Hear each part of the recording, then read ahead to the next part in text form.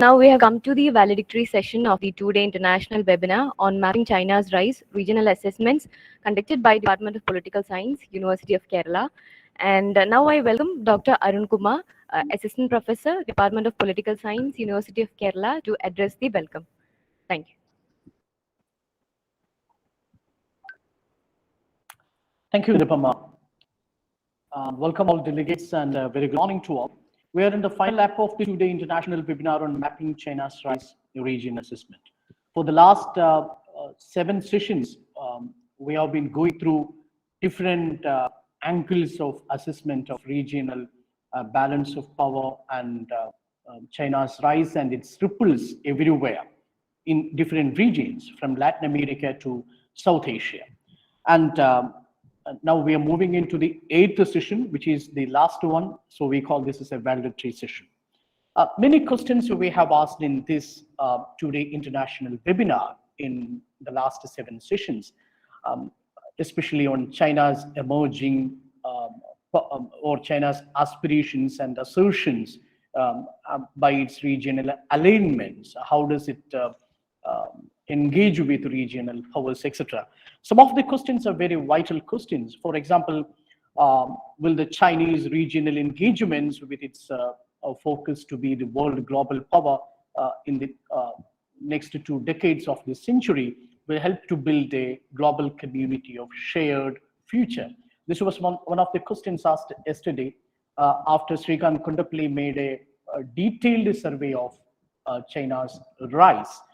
A survey of theories of China's rise. And of course, what will be the difference you feel in the rising path of China as the difference between the rising path of China from the rising path of the West?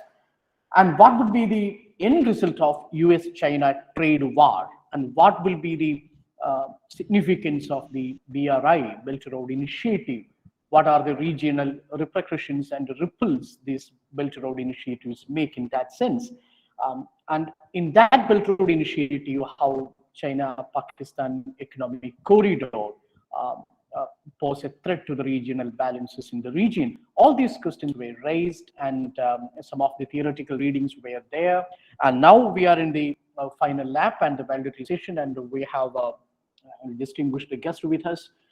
Sri M.A. Baby, who is a member in the Politburo and who served as the Minister of Education in Kerala. And now he has some personal interest as well with the Chinese political development as well. He has a special interest, a personal interest in studying and observing China's assertion and China's engagement with regional powers. And I welcome Sri M.A. Baby for this valedictory function, along with the member of the syndicate, Sri Nazib, to the function. And I would like to invite M.A. Baby for delivering the valedictory address. Thank you, Dr. Arun Kumar, Professor Josukutty, Dr. Nasib, and other scholars and experts who are participating in this very interesting webinar being organized by the Department of Political Sciences, University of Kerala. There has been number of scholarly papers having been presented on this topic. And unfortunately, due to other commitments, I could not benefit from the purpose as I could not participate in your deliberations. Due to the fact that you have academic restrictions on time that is being allotted to each intervention, I would straight away like to make my presentation on the rise of China in the world today and how the world is viewing it and how we should assess the emergence of China. We know during our school days, in our social studies books, I remember the general reference being made about China. In Malayalam, it is Kizhakkinte Rogi. The translation into English could be the unhealthy patient in the East, or the diseased person in the East. That is how China has been described. Now, from that pathetic condition, in front of our eyes, China has emerged as an enthusiastic, forward-looking, and economically, culturally successful country in the world. And China is breathing at the neck of United States of America as the most powerful economy in the world. It is now only second to United States of America. And analysts calculate that within few years, China may surpass even United States of America. Now, the defining feature of the international developments in this period is the growing assertion of China as one of the most successful countries in every aspect of development of a country. And on the other hand, the United States of America is struggling to maintain its hegemony over the world. For example, at one point of time, America claimed that it will deal with terrorism wherever in the world. And America declared a war on terrorism. And with that declaration, they intervened in many independent sovereign countries, resulting in havoc in international relations. To sum up a long story about the pathetic condition of the foreign policy of United States of America is what had happened in Afghanistan. Rather than fighting terrorism, they collapsed. Their military maneuvers collapsed in front of Taliban, and they had to negotiate with Taliban. And on the terms and conditions dictated by Taliban, Trump had to declare that we are withdrawing from Afghanistan. And Joe Biden had to implement that. So, this being the reality, we have to have an objective assessment of the world situation today. We know that at one point of time, India and China had the closest relationship. When India was fighting for its independence against British imperialism, China was also engaged in its fight against Japanese imperialism. And which major power in the world did not intervene and interfere in China? Germany, USA. I don't want to, not to save time, I don't want to narrate all that. Then, 2 years after India achieved the success of driving away imperialist forces from India. In 1949, China liberated itself. People's Republic of China was set up. At that point of time, economically, India was significantly ahead of China. Everybody knows that. Unlike India, People's Republic of China was established after having had not only a protracted struggle against various foreign forces, including Japan having conquered and controlled Manchuria, a major part of China. China had to engage in a very fierce civil war also, because there was fight between Kuomintang of Chiang Kai-shek and the People's Liberation Army.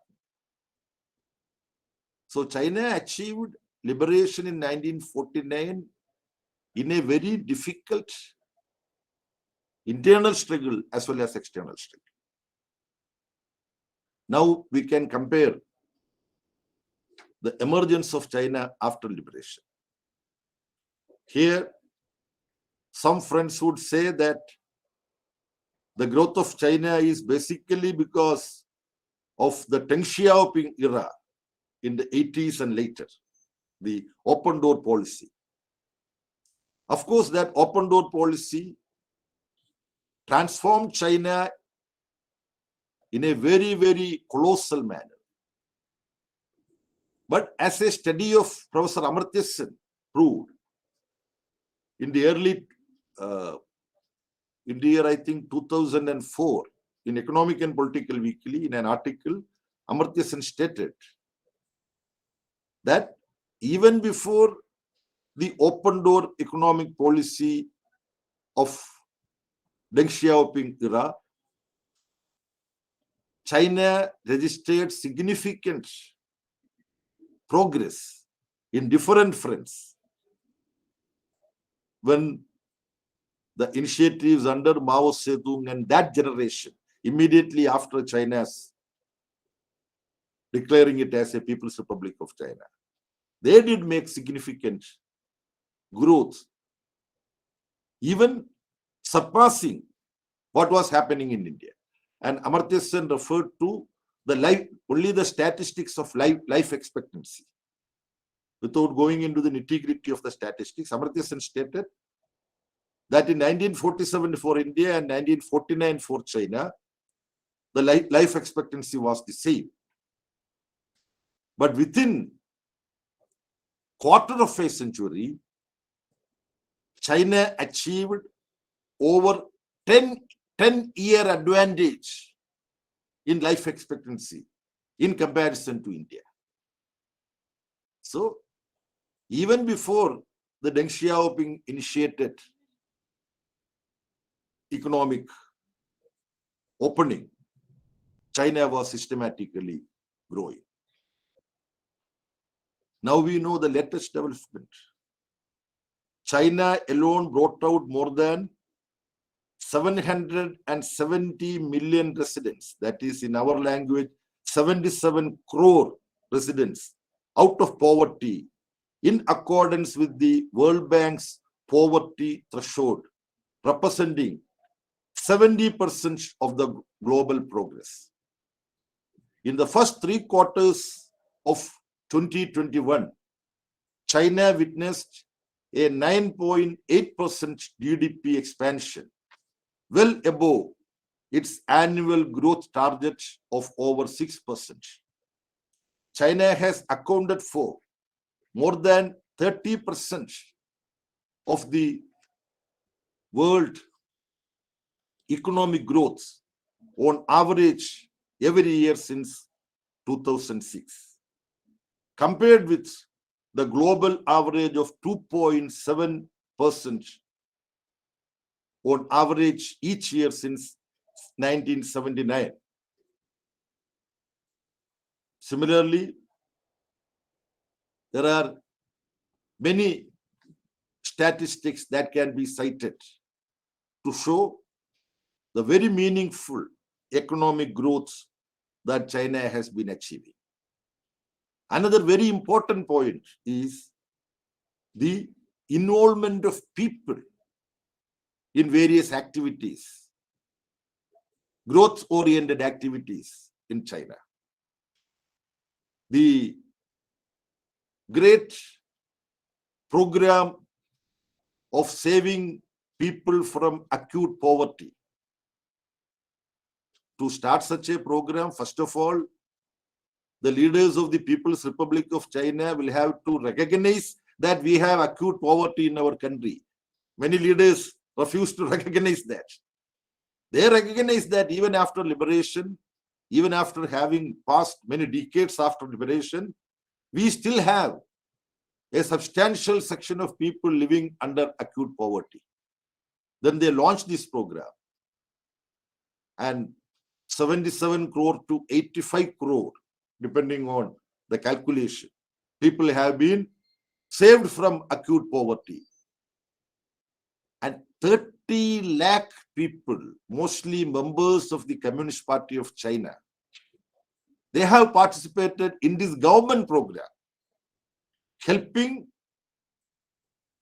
as volunteers to make the government program of eradication of acute poverty a success.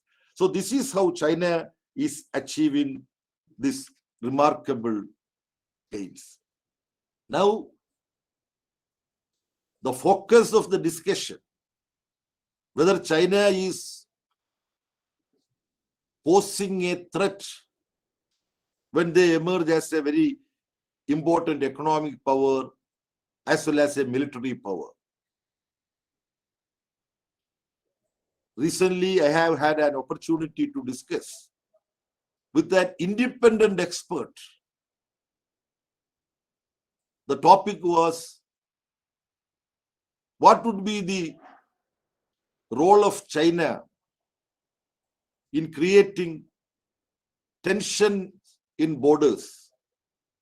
Of course, China has tension in borders, like India has tension in borders, not only with China, with most other countries. You see, borders have been drawn by who?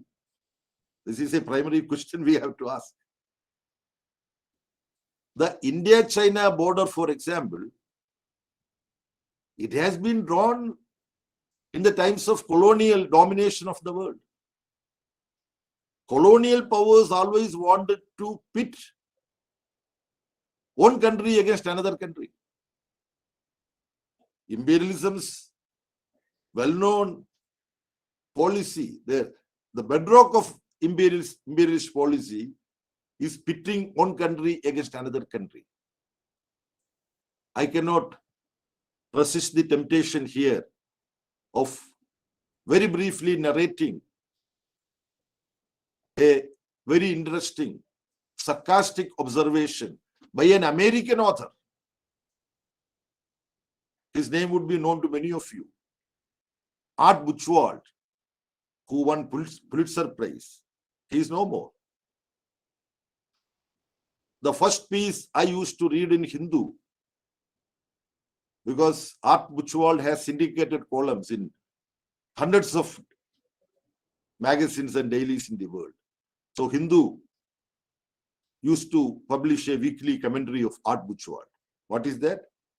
He narrates how in Pentagon Road there are arms manufacturers sitting as roadside vendors. That is how Art Buchwald present them. Like roadside vendors will loud voice attract buyers. We have very interesting, useful household product. Please come and buy this. In Art Buchwald's piece, arms manufacturers are sitting on Pentagon Street and heads of nations are walking through that Pentagon Street. Then he calls the Prime Minister of a country or President of a country and tells him, we know that your neighbor has very dangerous weapons, But we have this new production weapon. Buy this. Then the Prime Minister says, no, we have some budgetary constraints. No, we will arrange loan from this bank and that bank. It's only paper transfer. You take this, you sign here and take this weapon. You can teach your neighbor a lesson. So he buys it, putting his signature to get a loan from World Bank or IMF. Then comes the neighbor of this buyer, Prime Minister. He calls him and tells him, do you know, your neighbor Prime Minister had just now bought a very dangerous weapon. We have a weapon to counter that. He also says, we don't have money. No, put your signature here. I am arranging bank loan. American economy and American domination in the world today is mostly because of the military power of United States of America, as well as the military industrial complex which controls United States of America. The most important industry in USA is arms manufacturing industry.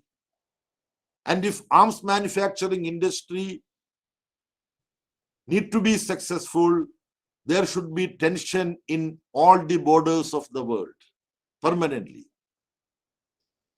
Like a coffin manufacturer would have good times when there is a pandemic and lot of death. Arms manufacturers would benefit when there is border dispute and border clashes and atmosphere of war.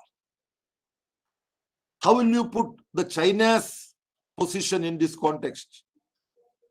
A very renowned commentator on observation, on discussion on China said, China would have problems in borders and they may contribute for escalation and they would negotiate and settle border problems also, like every other country. But China would never be interested in a massively impacting border dispute, reaching to the level of a war. Why?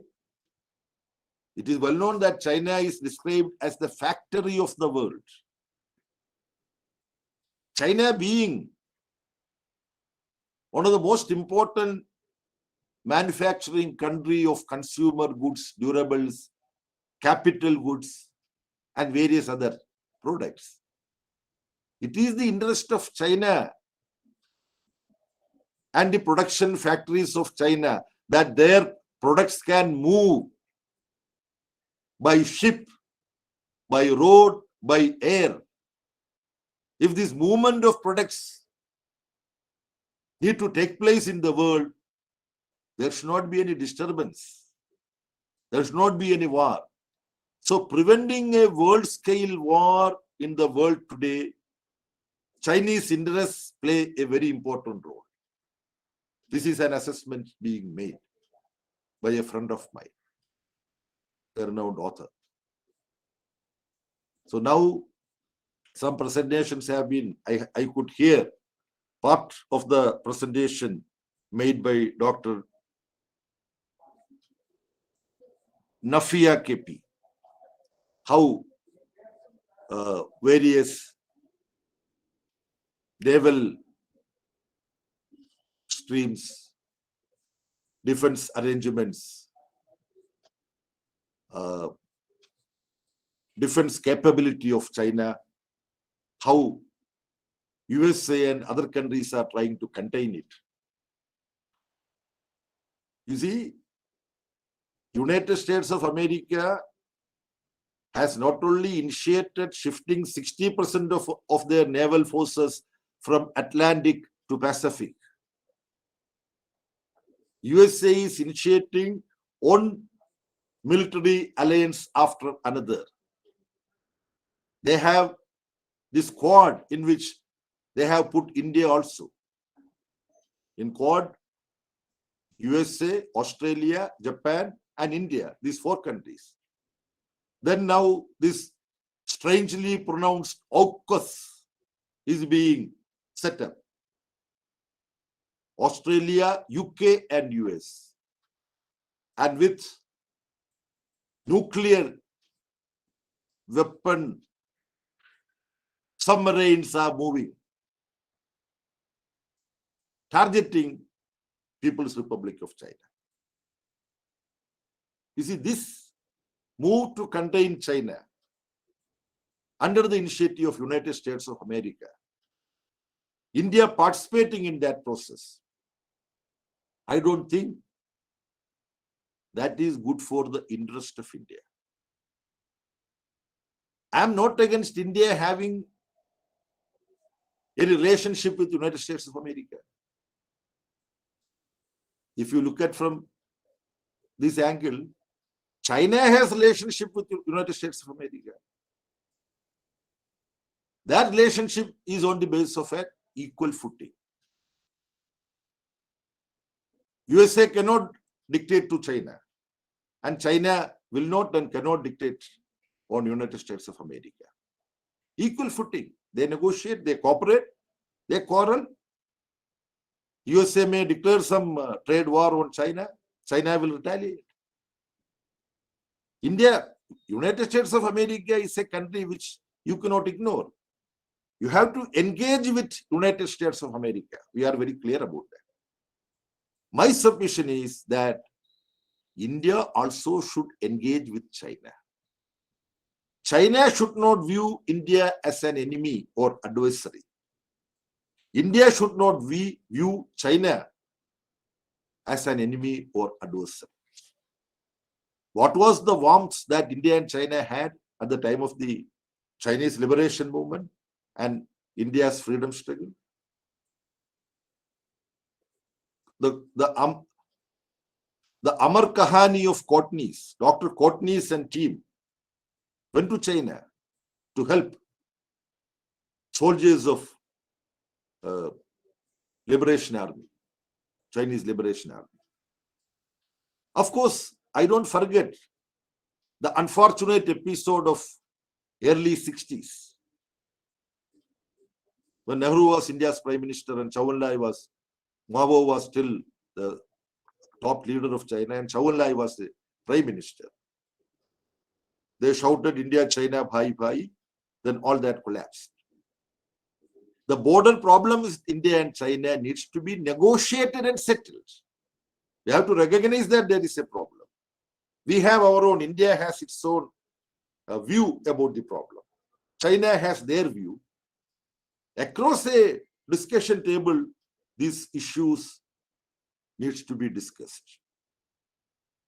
I think I have taken reasonable time to present my view about China. We have now a structure already in place. That is BRICS. Brazil, Russia, India, China, and South Africa.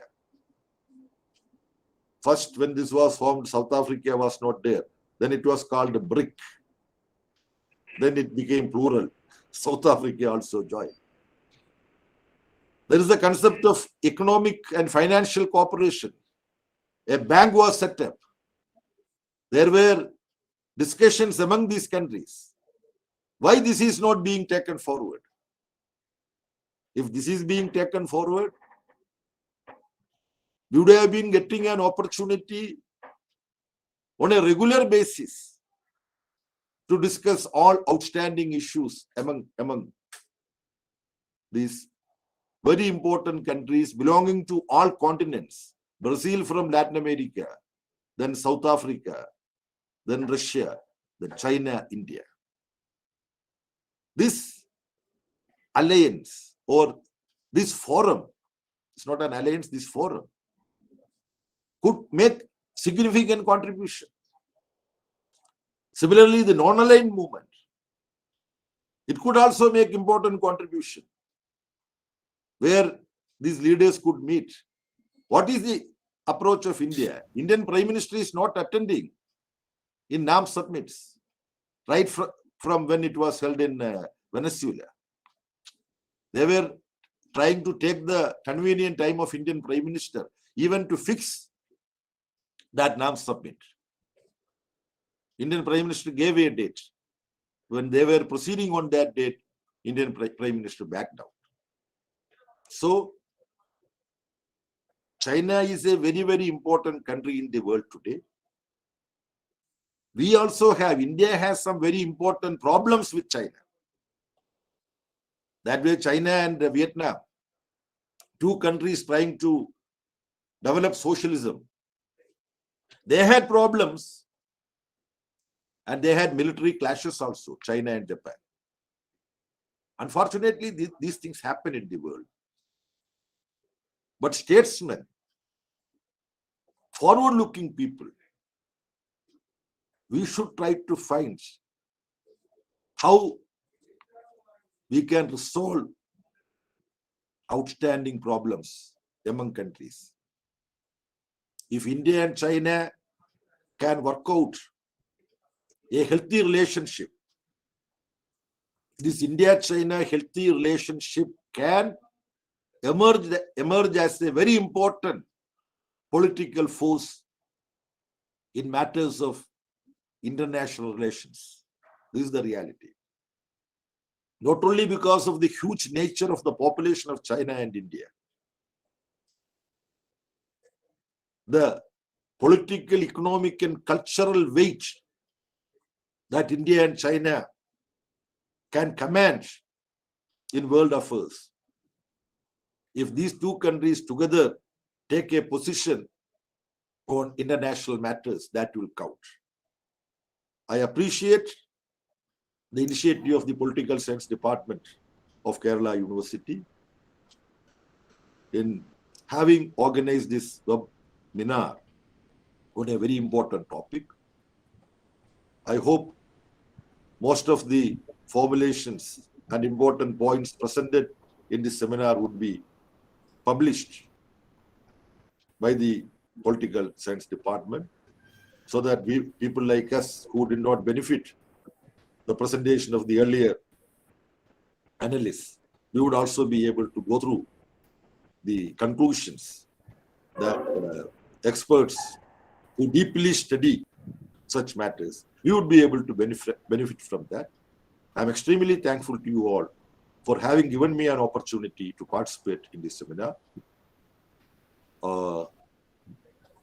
During the course of the publication of your work, collection of the papers presented here, perhaps I would be able to give you some of my observations in written form. With these few words, I conclude my observation. Thank you very much for your very patient listening. Thank you, Sri Baby, for the clarity of thought. And as you said, every time a political science student, especially international political science student, gets excitement over any study and any deliberations on China's rise, and nothing excites as China's rise as far as international relations is concerned. And I appreciate on behalf of the department for your promise to give us your thoughts in written form when we progress into the publication. Thank you, Sri Baby. And I invite Dr. Nazib for delivering the felicitation address. Arun, one of the most prominent leaders of Communist Party in India and political thinker, Comrade M.A. Baby. Sir has some time. Can you hear me? Sir, we have some time because you have raised a number of important points. Our students and faculty may be interested in raising some comments and questions. Do you have some 5 minutes to spare with us? Okay, sure. I'm only happy, not with the illusion that I would be able to satisfy them or give some useful reply, but their questions itself would be useful to me. I have taken permission from the Central Committee to engage with you. Central Committee meeting is going on, but that agenda, even if I miss, I would benefit from listening from you, especially becoming a victim to these questions would be interesting for me. I'm saying that. Sri M.A. Baby has given a very, erudite historical and contemporary analysis of the rise of China. he has described very analytically how China has risen economically. And that was not just an economic rise, but it was also a political rise that involved the Chinese people in every aspect of China's development. And he has also brought out how the Western countries have their imperialist designs that decide the nature and direction of global politics during the Cold War period, and which continues to be so even now despite the rise of China. So, and also he has emphasized the importance of the need for Indo-China cooperation and friendship and peace so that we progress together. So with these few remarks, if there are any comments or questions to Sri MABB, please raise. As he has already pointed out, he has a very busy schedule today. So I would invite comments and questions from both the faculty and students.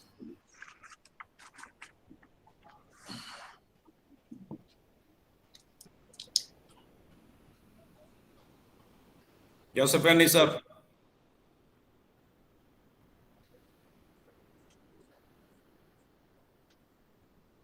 You're not audible, sir. You're not audible.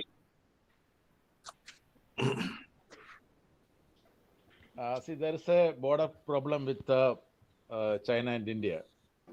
And we know that from 1954 itself, the Honorable Prime Minister of China, Zhou Enlai, presented a proposal of swapping the territory, Exai-Chin taking by China, and they are, they will not claim Arunachal Pradesh. And after this proposition, a lot of years have passed, and now Arunachal Pradesh is becoming one of the most important problematic area.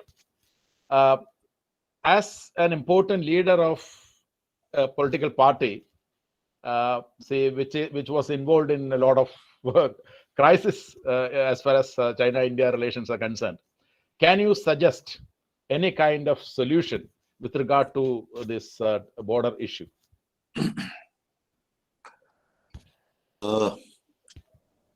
This question, when we discussed in the early 60s, as Professor Joseph Anthony rightly mentioned, we who were in the United Communist Party of India during those days, EMS and others who later on became the leaders of the CPIM, our position was distorted, misinterpreted, and subjected to calculated assault, attack, related to the border dispute. What was the sum and substance of the present CPIM, which was then part of undivided CPI? Such border problems should be discussed around a table. We participated in roundtable conference against our oppressors, British imperialists. Mahatma Ji went and participated in the roundtable conference. We suggested that there is a claim about certain geographical areas. We from India say that it is ours. They from China says that it is theirs. Therefore, it's a dispute. Through war, using arms, killing each other as enemy, you cannot resolve this problem. You should not try to resolve such problems. Through negotiations, you try to resolve this problem. This was the position of CPIM, which was condemned and attacked. And most of the leaders of our party were jailed, and we were dubbed as anti-nationals, agents of China, and things like that. We stood by our sensible and scientific position. What has happened since then? Atal Bihari Vajpayee as Prime Minister visited China. to participate in negotiation. Narasimha Rao government negotiated with China. Manmohan Singh negotiated with China. Now, Narendra Modi also is negotiating with China. We don't want to claim that they are all doing what we suggested the Indian leaders to do. No, we don't want to take any claim. Now, Professor Joseph Anthony placed a pointed question, the Chou En-lai proposal of swapping to disputed regions. Our position still is the same. All such practical matters proposed from Chinese side as well as Indian side. We also have some proposals from Indian side to China. All such proposals should be put on a negotiation table and mutually agreeable solution should be found. Don't go for arms build-up on both the borders. The money wasted on this arms build-up should be spent for vaccinating the entire population of our country. Now, for education, for poverty eradication. Both China and India would economically benefit. Both Pakistan and India would economically benefit if through negotiations we try to resolve our problems rather than using the armed forces. This is our principal position. But it is easy to say this principal position. When we start implementing it, there will be a lot of problems.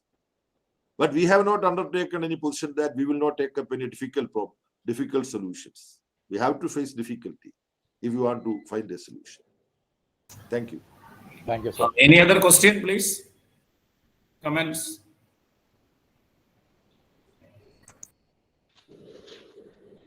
Sir, I have a question. Hello, am I audible?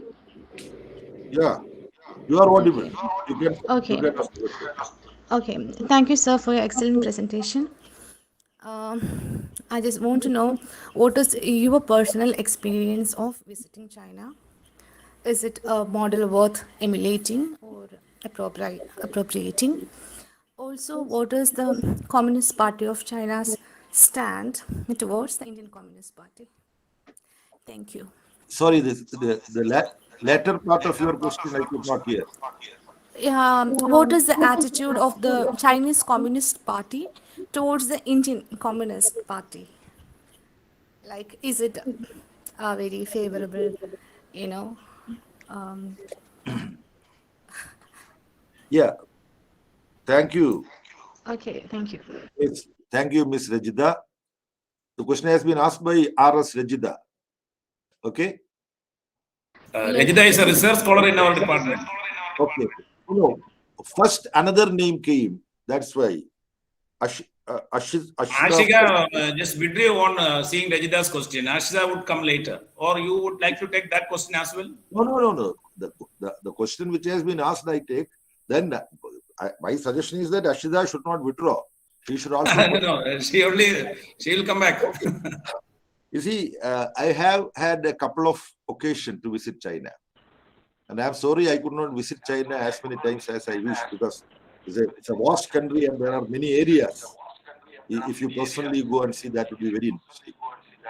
I had an experience of meeting one of the topmost leaders of China who later became a controversial figure. That is Hu Yaobang. In fact, the entire Tiananmen Square incident occurred when Hu Yaobang died. Students loved him very much. They were saying that he should be given a highly honorable funeral. That is how this happened.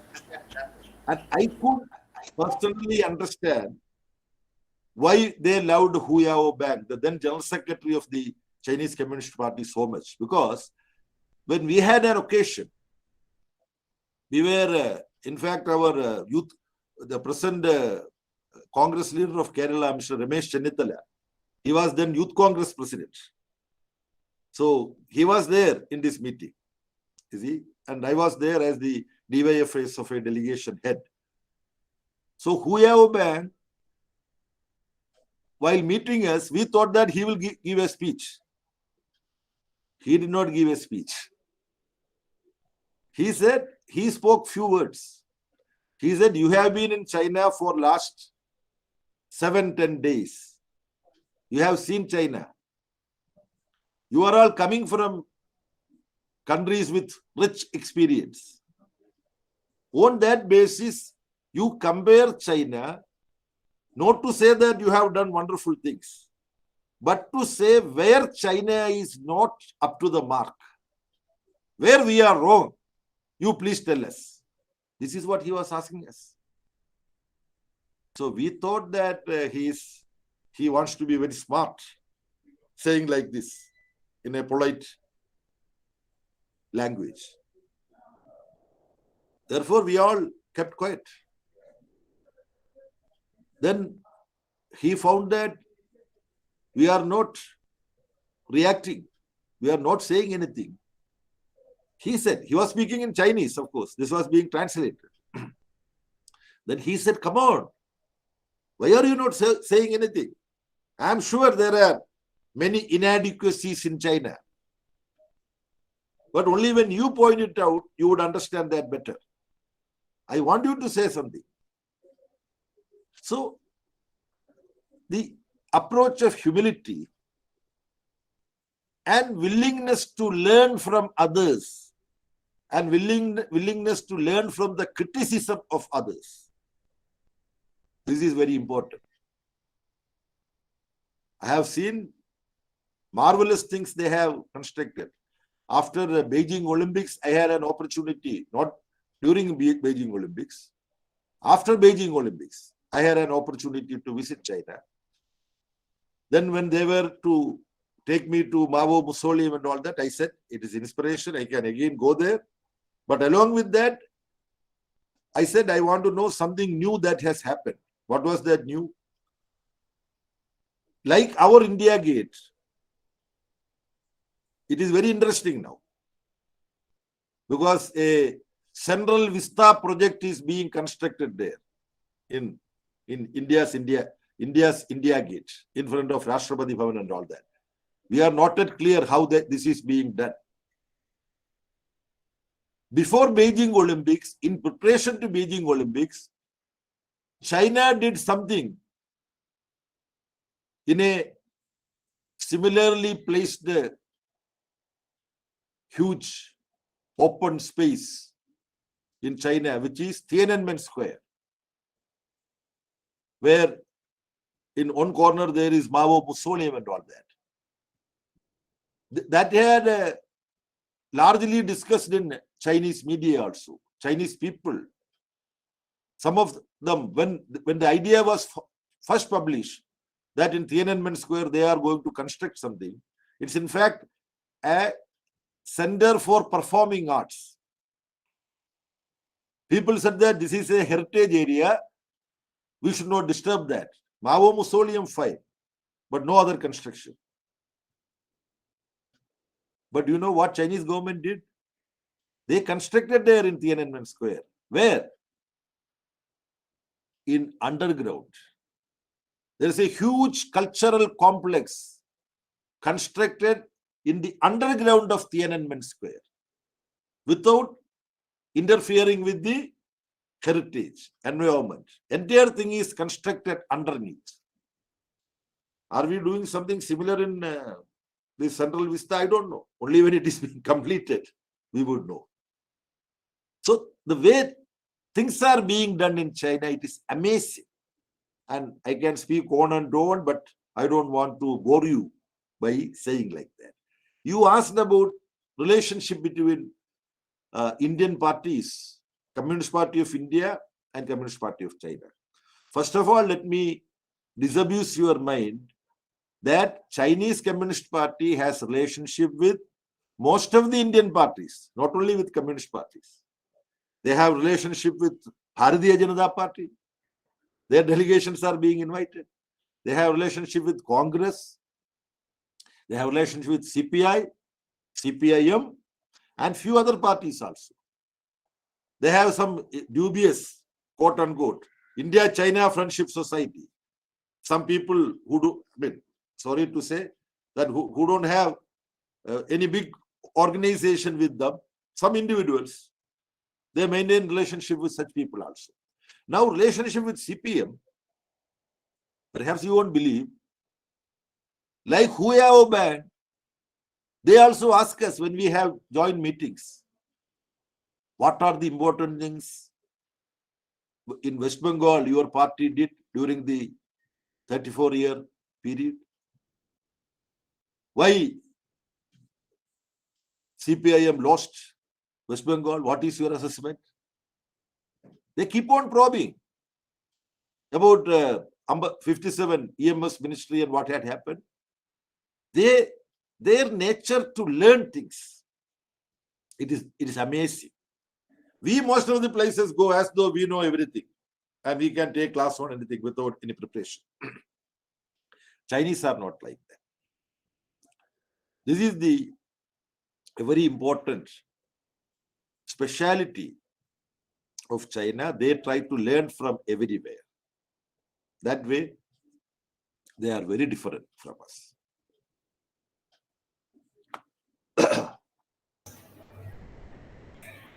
Ashika, would you like to raise a question that you put earlier? Thank you so much, sir, for the detailed presentation. Much obliged.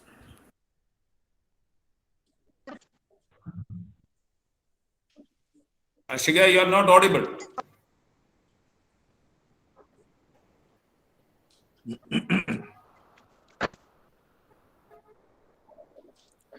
Ashika doesn't have any question. I think she has some connectivity issues. Maybe that is why. Or she can send her question through Professor Josukutty. Through Professor Josukutty, I shall try to react to that. And that can be circulated to other participants of this webinar. We have now such possibilities of communication. Excuse me, sir. Yeah. Sir, if Ashwini, time permits, may I ask a question? Yes. Sir, this is Ashwati from Department of Political Science, first MA student, Karyavattam campus. Sir, from my limited knowledge, may I raise a question? I happen to see that there is a kind of the inequality in the hydropolitics competition between India and China in terms of the Brahmaputra River, the dam construction that is happening there, lack of transparency, such kinds of issues from the part of China as an upper riparian state. Sir, in this scenario, could you please give your opinion regarding the kind of actions that is happening there and how far it is going to have a political and economic ramifications on China, India, as well as in the Indo-China cooperation? See, this is a highly technical question you have asked me. You see, it is true that this river connects our countries, China and India. When something which connects two countries, that will create problems also between these countries. The Himalaya, you can say Himalaya divides China and India. It links China and India. That way also we can say. But on claims on various, mounts of Himalayas, there would be dispute between China, Nepal, India, and so on. So, on Brahmaputra and various projects in Brahmaputra, in Chinese side, Indian side has different viewpoints. Like the border as a whole between India and China, there are problems. On Brahmaputra also there are problems. These problems also need to be discussed between these two countries. And an amicable settlement needs to be arrived at. That is all, unfortunately, all I can say. This I am sure you won't be satisfied. You are expecting some more technical explanation, whether what China is doing right or not. I'm sorry that I am unable to make such an observation. But this dispute is there. Ashwati's observation is right that this dispute exists.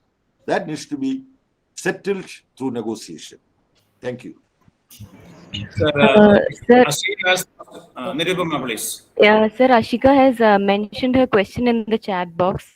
Shall I read it to you, sir? Please. Okay. She has asked, sir, in your opinion, what is the scope for improvement in India-China relations in the context of recent border clashes? You see, recent border clashes are very unfortunate. You see, that is all I want to say about the recent clashes. You see, as generally I have mentioned, these disputes exist in different points. There are technical claims contrary to each other. I would say that those of you who are familiar with cases related to traffic accidents, when the argument takes place between the two advocates of both parties of the traffic accident, the advocates of both the parties would argue that the person for whom I am appearing before this, he was driving the car exactly on the permissible line. This would be the argument by the other advocate also. If both these arguments are actually right, these cars would not have clashed with each other, isn't it? About border disputes also, this is the same situation. There would be contribution from both sides to some extent, and there are occasions where only one party would be totally wrong. Other party may not be wrong. Such situations can also be there. Anyway, through military exercise, we should not try to resolve border disputes. This is my fundamental position. So every individual issues needs to be negotiated and or keep it postponed. Don't try to resolve it immediately. Time may be a better healer. That possibility also is there. Let us not take arms. Pandit Nehru said that this dispute is taking place for land where not a single blade of grass grow. Am I right? It's a very famous statement. Yes, by yes, he Pandit said Nehru. so. Yeah, Pandit Jawaharlal Nehru. So anyway, I don't want to repeat that, but let us not shed blood on border dispute. Let us shed hatred and enmity, try to negotiate on a round table to find solution. I think we have taken much of his time. Thank you so much, sir. ഇപ്പം നമ്മളോടൊപ്പം നമ്മുടെ യൂണിവേഴ്സിറ്റിയിലെ ഇനി questions ഇല്ലെന്ന് വിചാരിക്കുന്നു. അപ്പം മാത്രമല്ല നമ്മൾ കുറേ സമയം സാറിന് 1 മണിക്കൂറോളമായി. അപ്പം നമ്മുടെ ഈ പരിപാടിക്ക് എല്ലാവിധ പിന്തുണയും നടക്കുന്ന നമ്മുടെ യൂണിവേഴ്സിറ്റിയുടെ സിൻഡിക്കേറ്റ് മെമ്പറായിട്ടുള്ള ബഹുമാന്യനായ നസീബ് നമ്മളോടൊപ്പം ഉണ്ട്. അദ്ദേഹം യൂണിവേഴ്സിറ്റിക്ക് വളരെ നേതൃത്വപരമായിട്ടുള്ള പങ്കുവഹിക്കുകയും ഈ ചെറിയ കാലത്തിനുള്ളിൽ തന്നെ യൂണിവേഴ്സിറ്റിയുടെ മുഖച്ഛായ അക്കാഡമിക് ആയിട്ടും അടിസ്ഥാന സൗകര്യങ്ങളുടെ ഒക്കെ he has brought about let us say fundamental changes. വളരെ കാലം കൂടി യൂണിവേഴ്സിറ്റിയുടെ മുഖച്ഛായ മാറ്റുന്ന തരത്തിലുള്ള പ്രവർത്തനങ്ങളാണ് അദ്ദേഹത്തിന്റെ നേതൃത്വത്തിൽ നടക്കുന്നത്. ഇത്തരത്തിലുള്ള സെമിനാറുകൾക്കൊക്കെ തന്നെ അദ്ദേഹം നിർലോഭമായ പിന്തുണയും ഒക്കെയാണ് നൽകുന്നത്. ഈ അവസരത്തിൽ ഈ സെമിനാറിന് I invite him to offer felicitations. Thank you, Josukutty. Most prominent political leader and political thinker, Comrade M.A. Baby, head of the department, Professor Joseph Anthony sir, Professor Josukutty, Dr. Arun, other faculty members, and my dear sisters and brothers. First of all, I would like to congratulate the organizers of this great academic seminar. I'm sure that the Department of Political Science will be open a wide range of new avenue of knowledge through this academic seminar. Comrade M.A. Baby already explained well the Chinese position in the world scenario. Nothing I would like to say more. We know that China has emerged as an extra regional power. Now which can compete with the US influence, much to the discomfort of the US and its allies in those regions. Similar to the relative decline of the US, the rise of China and its political vision is crucial and very, very important for global politics, security, and also human development. I am sure that this two-day international webinar have discussed and analyzed these and related issues, contributing to greater understanding and knowledge generation in political science and international relations. So I wish all success for such academic endeavors taken up by the Department of Political Science. Thank you all. Thank you. Thank So, you, Dr. Namaka- Naseeb. Now, Dr. Secretary and Associate Professor, Department of Political Science, University of Kerala, to deliver the vote of thanks. Yeah, I am extremely happy to deliver out of thanks for this session because we have listened to a very erudite speech on and a different perspective than what we usually hear in academic circles from Sri M.A. Baby, who is not just a politician but a thinking politician. He's not a politician with an intellect. So he's to us, he is a public intellect.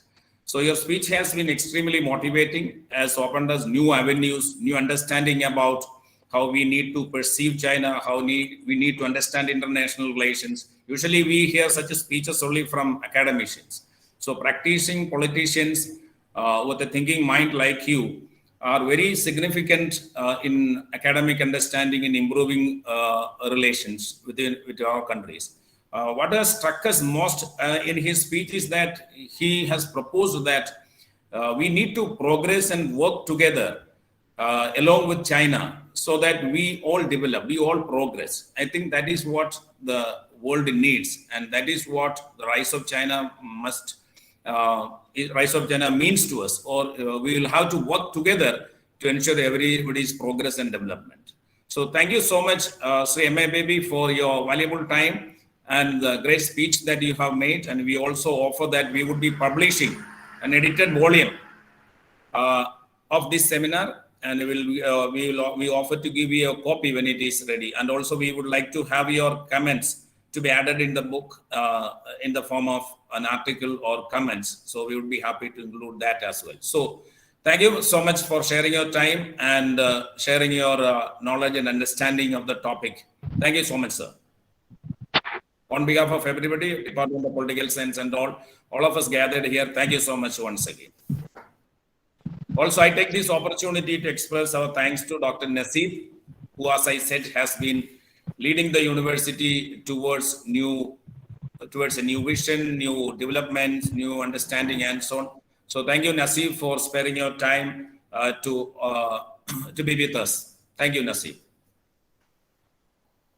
And also I thank Dr. Arnold, who welcomed the gathering.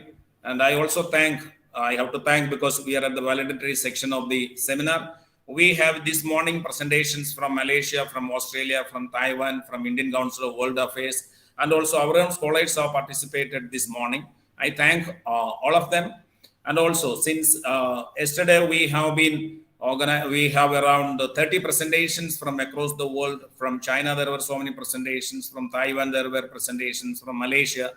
So we had a broad understanding of what the rise of China means and how different regions react to it. So thank you all for cooperating with us. Also, I take this opportunity to thank the head of the Department of Political Science, Dr. Suresh, for offering us all support and guidance and direction for organizing seminars of this nature. Thank you, Dr. Suresh. I also take this opportunity to various resource persons and faculty members who chaired various sessions, also faculty members who presented papers, and all the resource persons who presented papers. I thank all of them, and I thank particularly the students who have been very actively participating. In fact, it is their effort that we could organize a seminar of this magnitude. So they have been sitting throughout all the sessions, recording the sessions, making necessary announcements, adjustments, logistics, and so on. So I thank each and everyone. I do not want to mention anybody's name, but there are people who worked hard to make it possible, particularly students, research scholars, PG students, and so on, MPhil scholars. I thank each and everyone. And with this note, this was a great privilege to organize this seminar in this department. I thank one and all once again. Thank you so much.